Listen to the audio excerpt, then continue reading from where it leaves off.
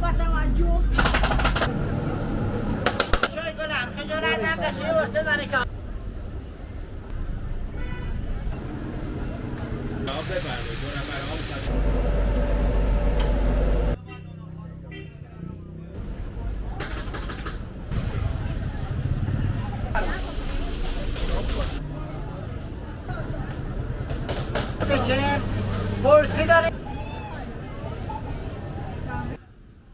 سلام، خوش اومدید به ویدیوی جدید. امیدوارم که حالتون خوب باشه.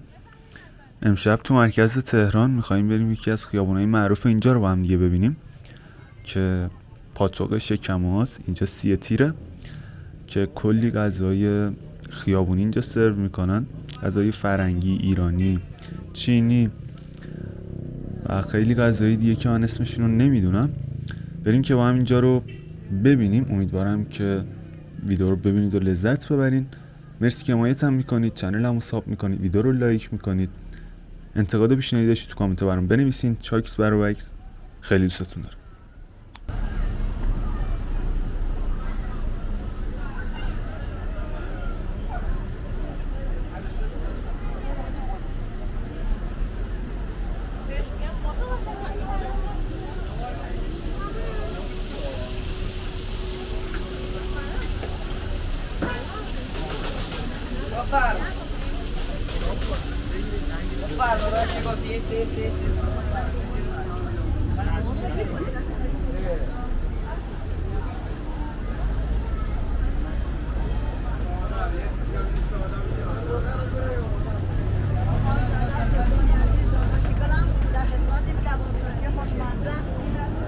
گوش مرد در گمه باش.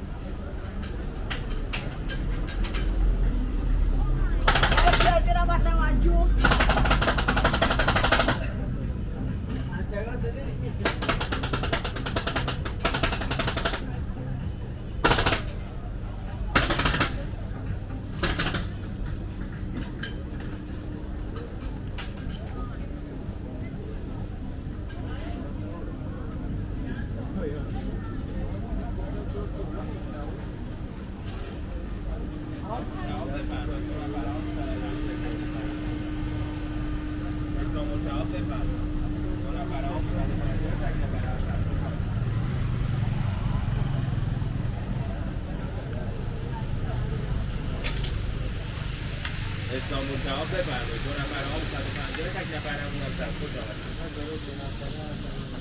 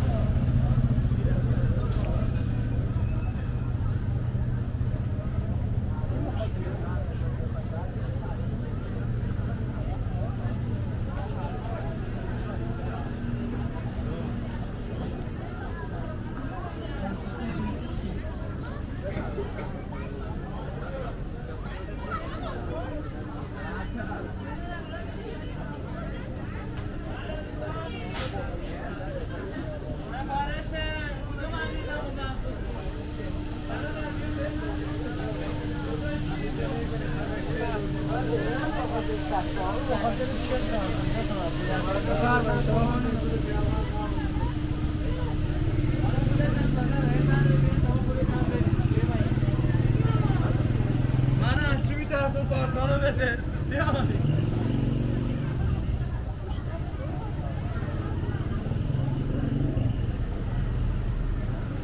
بله دوستان با اعتماد فرانسوی